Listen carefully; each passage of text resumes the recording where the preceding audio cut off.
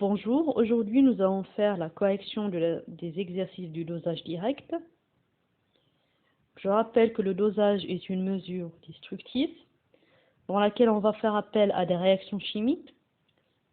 Vous allez avoir soit une réaction d'oxydoréduction ou une réaction acido-basique. On commence par le premier exercice. C'est un dosage colorimétrique du diode I2. Cette espèce chimique peut être présente dans les antiseptiques, comme la bétadine. On vous demande de trouver la concentration. Pour cela, il faut répondre à plusieurs questions. Toujours lire tout l'énoncé. Identifier de quel type de réaction il s'agit. Vous voyez bien que les données ils indiquent un couple oxyrède, donc c'est une réaction d'oxydoréduction. Il faut identifier l'espèce titrée, qui est le diode I2. L'espèce titrante qu'on va ajouter, c'est le thiosulfate, les ions thiosulfate, S2O3 de-. Donc pour répondre à la première équation, à partir des deux couples, on écrit les deux demi-équations. La première demi-équation équilibrée, puis on écrit la deuxième demi-équation équilibrée. Et on écrit à la fin l'équation bilan de la réaction. Dans la deuxième question, on vous demande de dessiner le schéma légendé du montage. Il faut alors nommer les éléments. Donc je rappelle, dans un dosage, vous avez besoin d'une burette graduée, d'un agitateur magnétique, d'un barreau aimanté et d'un bécher ou bien Erlenmeyer qui va contenir l'espèce ou bien le réactif titré. Voilà le schéma du montage légendé. Je vous invite à indiquer où se trouve le réactif titrant. C'est toujours dans la burette qu'on va mettre ce réactif-là, dont on connaît la concentration et on détermine son volume à l'équivalence, le volume versé à l'équivalence. Dans le bécher ou bien l'Erlenmeyer, vous allez trouver le réactif titré. Ici, c'est les diodes I2. On a prélevé 25 ml de la solution, mais la concentration est inconnue. Après, il faut faire le tableau d'avancement à l'équivalence. On dessine un tableau d'avancement, sauf qu'à la fin, il faut écrire état à l'équivalence. Et on va écrire XE. Donc, on a NI2, quantité de matière initiale de I2, la quantité de matière de S2O3-, 0 à l'état initial, on n'a pas de produit. En cours, on aura moins NI2 moins X, etc. Donc, on le remplit de façon traditionnelle, sauf qu'à l'état d'équivalence, il faut indiquer quelle est la quantité de matière de I2. Donc, NI2, c'est C fois V. Donc, C fois V moins XE. À l'équivalence, on a versé un volume V', donc la quantité de matière des ions thiosulfate, c'est C' fois V', moins 2XE. Et on aura 2 X équivalents de I- et X équivalent de S4O6 de-. La dernière question, il faut trouver la concentration du diode. À l'équivalence, les deux réactifs vont être consommés complètement. C'est-à-dire, on aura C fois V moins XE égale à 0 et C'V', moins 2XE égale à 0. Donc, on aura deux solutions, XE égale à C fois V et XE égale à C' fois V' sur 2. Donc, C fois V égale à C' fois V' sur 2. Et on déduit la concentration. Ça va être égal C' fois V' équivalent sur 2V.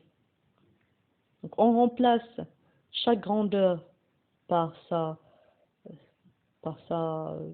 valeur et on aura la concentration du diode, c'est 5,9 fois 10-3 mol par litre.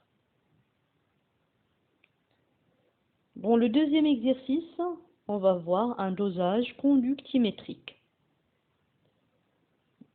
C'est une solution commerciale utilisée pour déboucher les canalisations, qui contient essentiellement de l'hydroxyde de sodium, et le fabricant nous a indiqué des informations sur l'étiquette, dont la densité et le pourcentage en masse du hydroxyde de sodium.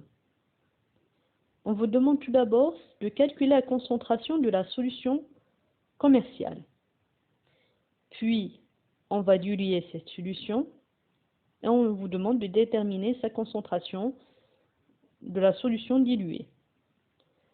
Après, on va faire un dosage conductimétrique, c'est-à-dire qu'on va mesurer la conductance.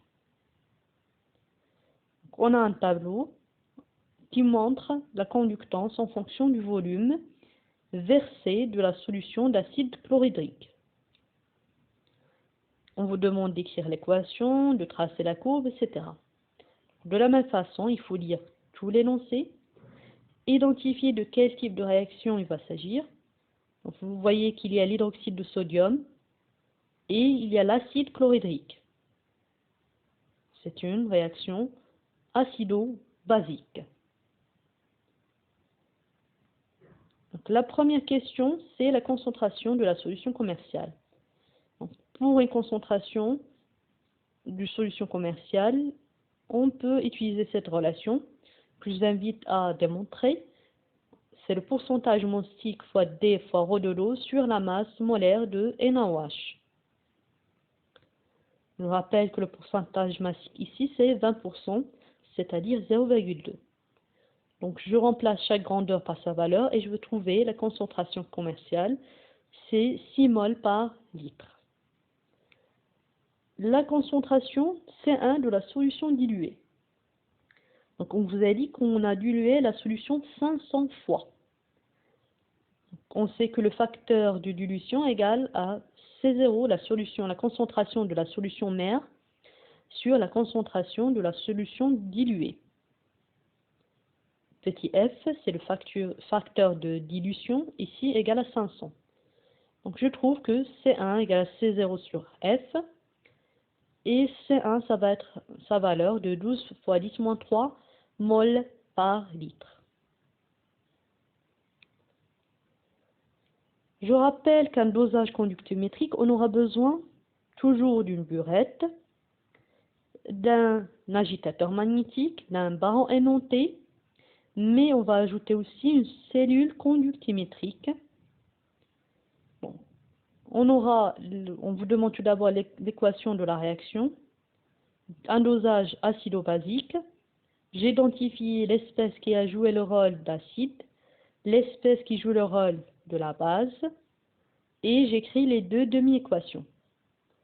OH- va capter un proton et donner H2O. L'espèce H3O+, va céder un proton H+, et j'écris l'équation de la réaction.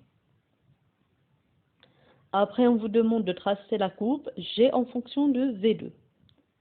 Donc, à partir du tableau, vous tracez la courbe. Donc, on aura G en millisiemens en fonction de V2 en millilitres. Vous remarquez qu'il y a une cassure au niveau de la courbe. C'est à ce point-là qu'on a eu l'équivalence et on a V équivalent ici. Donc ça, c'est le volume à l'équivalence. On vous demande de déduire la valeur de VE. Donc, à partir de la courbe, vous trouvez VE, 10, 11, ça correspond à 12 millilitres. VE égale à 12 millilitres. Enfin, on vous demande la concentration C1 de la solution diluée. Donc on sait qu'à l'équivalence, C1 fois V1 va être égal à C2 fois V équivalent. Donc C1 va être égal à C2 fois VE équivalent sur V1. On remplace chacune par sa valeur et on va trouver 12 fois 10 moins 3 mol par litre. À partir de cette concentration, on revient à la solution mère, toujours en utilisant le facteur d'ébullition. Et on retrouve que C0 égale aussi à 6 mol par litre. On déduit alors que le résultat est en accord avec l'indication portée sur l'étiquette. Je vous remercie de votre attention et je vous dis à bientôt dans une nouvelle vidéo.